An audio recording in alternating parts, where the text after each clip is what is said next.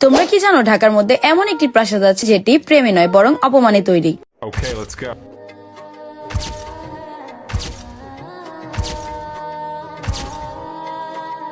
কথা বলছিলাম ঢাকার রাজকীয় প্রাসাদ রোজ গার্ডেন সম্পর্কে। সো হাই এভরিওয়ান, আমি Sanjida from explore mode. Rose garden ঢাকার ব্যস্ত শহরের মাঝে লুকিয়ে থাকা এক ঐতিহাসিক রাজকীয় স্থাপনা। 1930 দশকের দিকে এই বাড়িটি নির্মাণ করা হয়।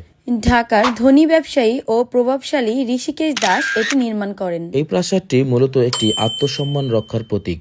ঋষিকেশ দাস একবার শহরের অভিজাত ইউরোপিয়ান ক্লাবে একটি অনুষ্ঠানে অংশ নিতে যান, কিন্তু তিনি ভারতীয় হওয়ায় তাকে সেই ক্লাবে ঢুকতে দেয়া হয়নি। ঘটনাটি তাকে গভীরভাবে আঘাত করায় তিনি সিদ্ধান্ত নেন, আমি ঢাকার ভিতরে এমন একটি প্রাসাদ নির্মাণ করব এখানে দেশি বিদেশি সকল সম্মানিত লোক একত্রিত হতে পারবে। রোজ গার্ডেন বানানো হয় ইউরোপিয়ান ও মুঘল স্থাপত্যের মিশ্রণে। উঁচু গ্রিক স্টাইল স্তম্ভ, বড় খিলানযুক্ত বারান্দা, রাজকীয় হল রুম, বিদেশি নকশার জানালা ও ছাদ, যা দেখে আপনার কোনোভাবেই মনে হবে না যে এটি আমাদের দেশীয় কোনো স্থাপনা।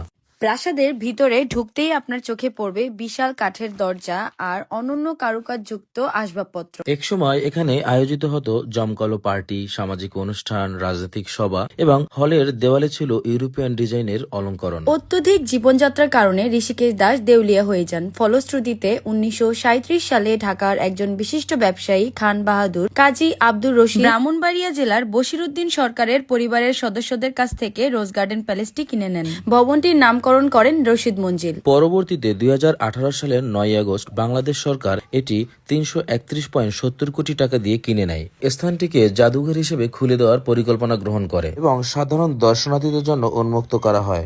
রবিবার ব্যতীত মাত্র 30 টাকা প্রবেশ মূল্যে আপনি ভিজিট করতে পারবেন রোজ গার্ডেন। রোজ গার্ডেনের এই অপূর্ব সৌন্দর্য ও ইতিহাস আমাদের শহরের গর্ব। অতএব আপনি যদি ইতিহাস ছুঁয়ে দেখতে চান, একবার হলেও রোজ গার্ডেনে আসুন। আপনি যদি কখনো রোজ গার্ডেন গিয়ে থাকেন তাহলে তার অভিজ্ঞতা আমাদেরকে কমেন্ট করে জানাতে পারেন। আর এরকম তথ্যবহুল ভিডিও পেতে এক্সপ্লোর মোর চ্যানেলের সাথেই থাকুন।